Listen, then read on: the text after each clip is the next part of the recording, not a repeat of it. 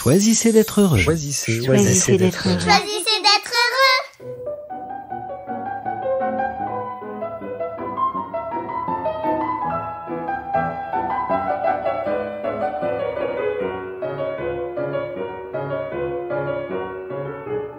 Un, deux, trois, soleil. Petit matin lumineux dans la salle de méditation du hameau de l'Étoile.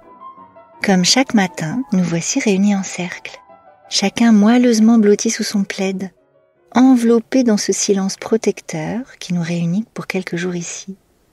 Avant d'entrer dans la salle tout à l'heure, j'ai pris le temps d'admirer le paysage de la petite terrasse en bois qui domine la vallée. Une succession de vallons boisés, éclairés de côté par les premiers rayons du soleil, nimbés de lumière et de brouillard, avec de grands bandeaux doucement cotonneux qui semblent flotter entre les crêtes. J'aurais pu rester longtemps ainsi pétrifiée face à la beauté du monde, bouleversée par la magie de ce qui nous est offert inopinément, impuissante à n'en rien retenir. Et c'est précisément ce que nous sommes venus chacun explorer ici, se laisser traverser et porter par cette fameuse émergence, s'y accorder comme on savoure chaque instant, et aussi laisser passer cet instant précieux pour accueillir le suivant, conscient de l'impermanence de toute chose et confiant dans l'instant d'après, celui qui transforme la lumière sur le paysage, moment après moment. Et il y a ici une énergie particulière qui accompagne ce mouvement naturel d'une chose vers une autre, avec une lenteur attentionnée et paisible vers le moment suivant, et la joie subtile d'avoir cueilli la furtivité de l'instant pour se tourner sans regret vers le suivant. Et c'est le tintement du bol tibétain de Florence qui me tire subitement de cette douce torpeur dans laquelle je m'étais installée, parcourant les sentiers encore brumeux de mon monde intérieur ce matin. Déjà 30 minutes, je les ai pas vus passer. Et la délicatesse du son du bol est comme une invitation à remonter tranquillement à la surface, sans hâte. D'ailleurs, quelle chance, après que le bol ait fini de résonner une première fois, je sais très bien que Florence le fera tinter à nouveau 2 fois, avec une prévenance extrême, pour nous laisser à chacun tout le temps de retrouver le chemin. Le temps de remonter à la surface, comme on remonte après une plongée intérieure qui mérite toutes les précautions. Et on remonte toujours par paliers, n'est-ce pas? Le temps de se demander confusément où l'on est. Mais les premiers mouvements discrets de chacun dans la salle et les chants des oiseaux au dehors me ramènent à cette réalité concrète. Je suis bien ici, en retraite méditative, et assise ce matin entre Olivier et Lélia. Le temps de se demander quelle heure il est. Lorsque j'ai fermé les yeux tout à l'heure, c'était la douce lumière du petit matin. Et je découvre les paupières mi-closes, la clarté du soleil qui illumine la pièce. Et puis le temps de faire un petit check-up intérieur pour se demander quelle est ma météo du moment, mes émotions du matin. Vaguement inquiète, néanmoins joyeuse et confiante. Mes sensations du matin. Aïe aïe aïe, mes genoux. Et encore, on n'est que le matin. Mes pensées du matin. Et toute la kyrielle des hypothèses que je peux faire sur ce que nous réserve cette nouvelle journée.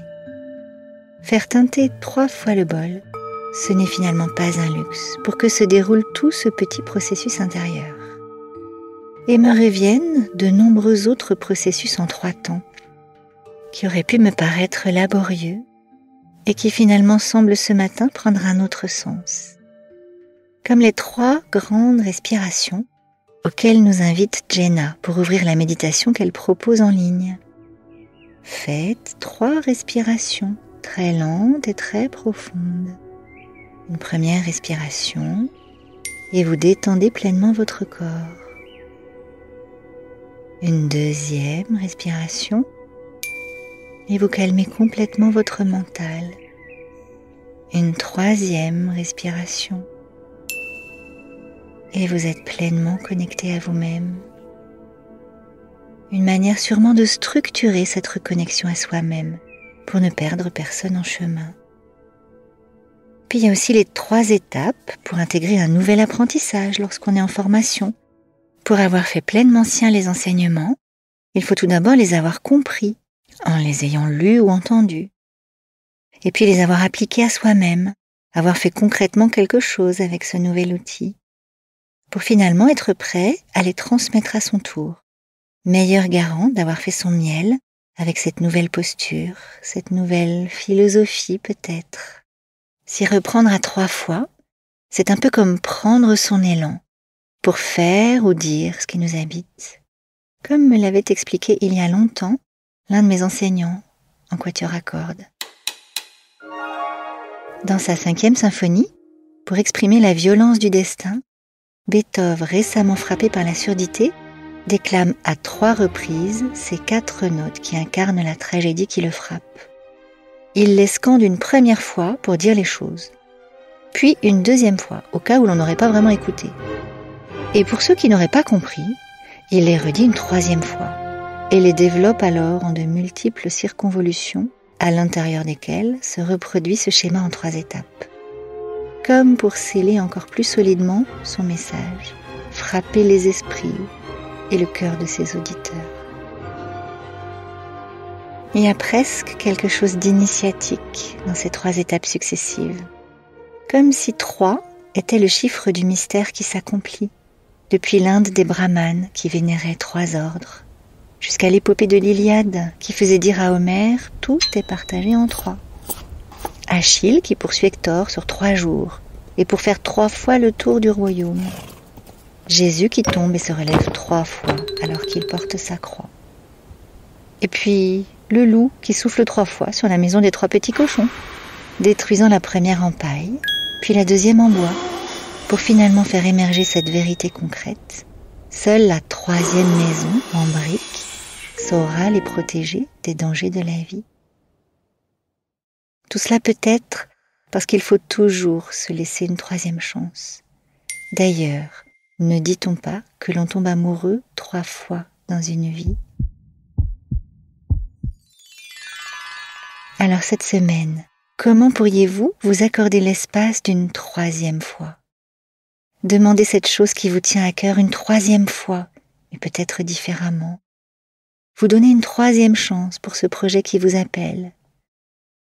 Prendre le temps de respirer 3 fois pour savourer pleinement ce paysage ou ce moment avant d'accueillir le suivant.